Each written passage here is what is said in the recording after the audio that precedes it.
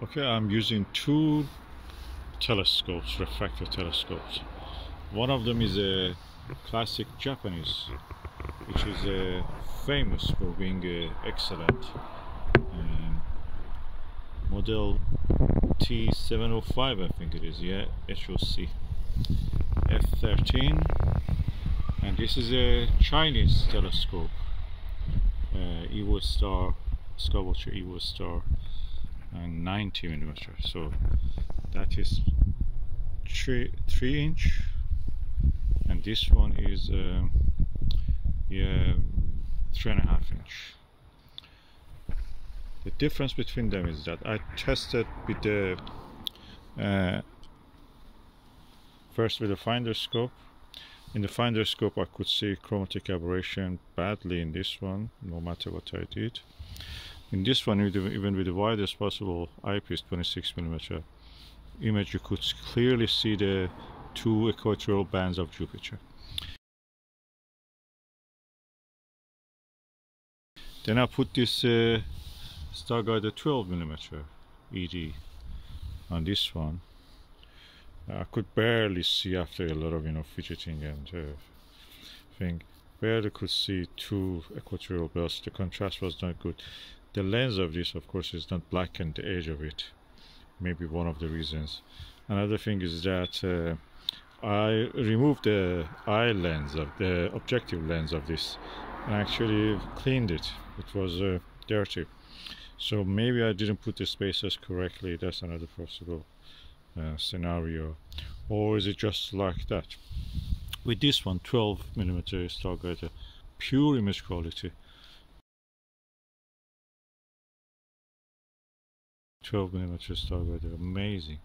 Black velvety background sky. The Jupiter belt, you can see two easy equatorial belts. The satellites, Galilean satellites, the moons of Jupiter, turn into disks, tiny disks, and then you can see beside the two equatorial belts, you can see more details gradually on the Jupiter. So this is a Chinese technology, and this is Japanese technology of around 50 years ago. This is 10 years ago, Chinese technology. I must say that China has taken over in optics from Japan in that sense, if it is in these two samples. Japanese maybe are now doing high-end Takahashi expensive stuff because they have a very old population.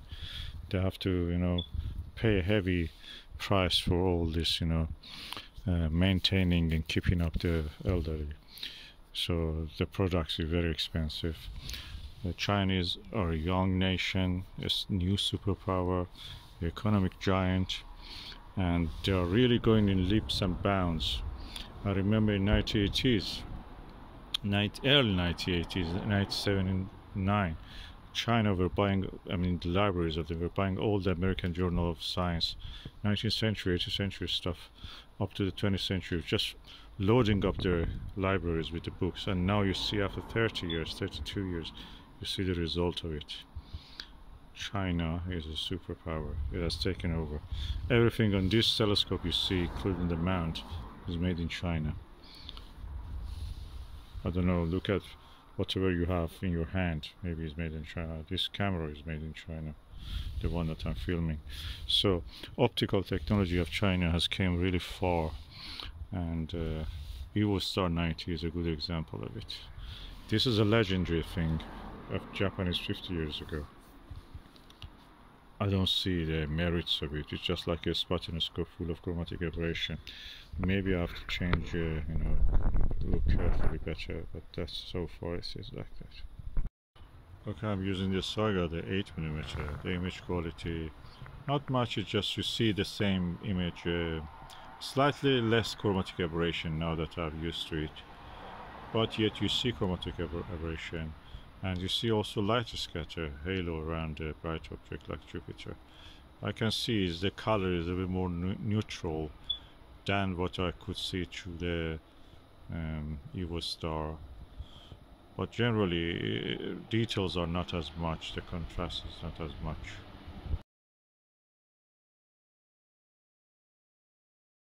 Now I'm using BST Starguider 8mm on the Evostar 90. Image quality is stunning. Two main equatorial belts. I can see some blue coloring, wisping. You can see there's a lot of details, you can see in this, even though it is just 8mm. This, in my opinion, the image quality is better than that with this eyepieces I'm using with my eye in this weather condition. So in this seeing and everything, that is just ruling up. And yeah, this is a really lovely telescope.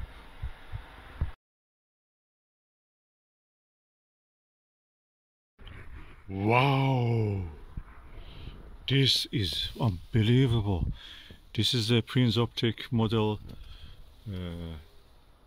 660, and the aperture is 76.2, focal length 1250.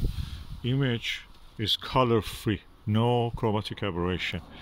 The details are amazing. Oh my god, can I believe that? That's the one. That's the one. This is the legend. This is the best. I'm using the 8mm Starguider. Oh, my jaw dropped. That's amazing. Jaw dropping image. I could see with the 26mm Celestron Plössl, lots of details on the Jupiter. And when I changed to this, the image popped. It looked like you're looking with the Nirvana 4mm on the Evostar, but much more clear without chromatic aberration or anything, just big, the size of a big image. I cannot believe this. This is the one. This is the telescope. It's f/17. No false color. Let me just go for 5mm just to see what we have to happen. SLV, Vixen SLV.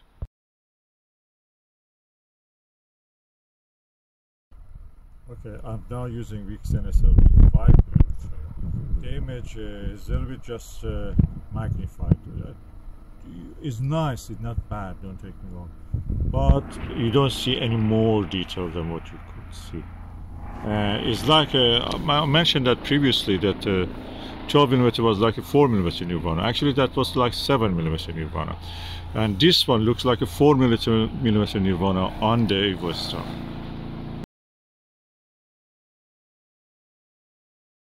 I'm now using Vixen SLV 6mm. There is a 6 written. 6. And the image is the lowest you can see, actually, is good details on it. I think the 8mm or 7mm probably is optimal. Let me use the Takahashi 7.5 LE on this. Okay, Takahashi LE 7.5mm. I wonder if I prefer this over the 8mm or 8mm Starguider over this. Let me just immediately change to that.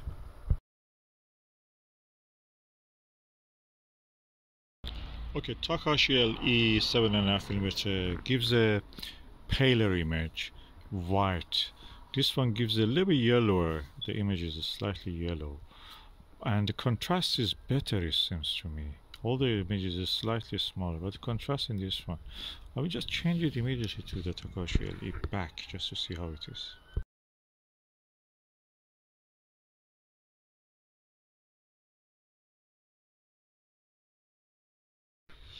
Okay, now I'm looking back with the Takahashi again on this vintage telescope. Focal ratio of 17, f ratio. What I can say is that this image is contrasted a tad better than the tiny epsilon, better than the Starguider. Of course, this comes at a price. This is almost 4 or 5 times the price of the Takahashi, or 3 to 4 times. Yeah, that's more realistic. Starguider is good. I prefer that one, but this is a little bit whiter, and image you can say that you can see a little bit more detail. slightly, not much, it's not big difference. I can live with both of them. They're good. Either of them also is good. Now my judgment about this telescope. If you want to have a cheap telescope with achromatic qualities, a classic telescope, vintage telescope, will deliver that for you. 6 centimeter or 7 centimeter or 2 inch, 2.5 inch to 3 inch will be good for you if you want to observe things like stars, double stars or planets or moon. That's perfect for you. You will have a cheap telescope with the qualities of a achromatic telescope, which may cost you 10-20 times more. So if you see something like this, that is good. The coating probably doesn't exist at all with this, and the dew shield is not very extended. I mean, the coating technology was not that much developed.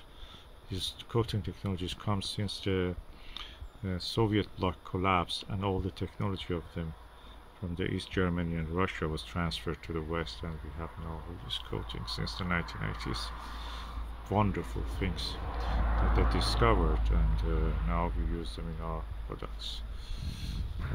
So if you want an achromatic quality in a cheap package, this kind of telescopes, vintage telescopes, including this one, are excellent for that. And also the light, they're small, relatively, this is long of course. For observing Jupiter, they're perfect, and Saturn of course. And yeah, 8mm Starguider will take you anywhere you want, and it's really nice for planetary observation and moon. The Takahashi, of course, you have to have, you can afford it, that's good also. Practically this telescope is has a quality of a achromatic telescope.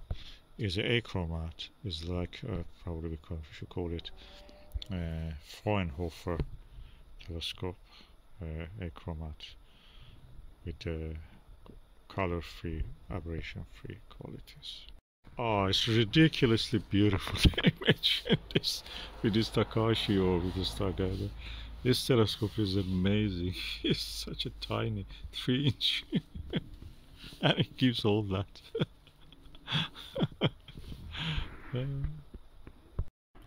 Okay, I immediately removed the Takahashi LE from this Prinz Optics 660 to this Evostar 90, and the image quality is a little bit yeah, the image is a little bit smaller. Of course, magnification is smaller because it has a lower f number. At the same time, the details I can see are equal. On this one, Takahashi gives a slightly yellower image.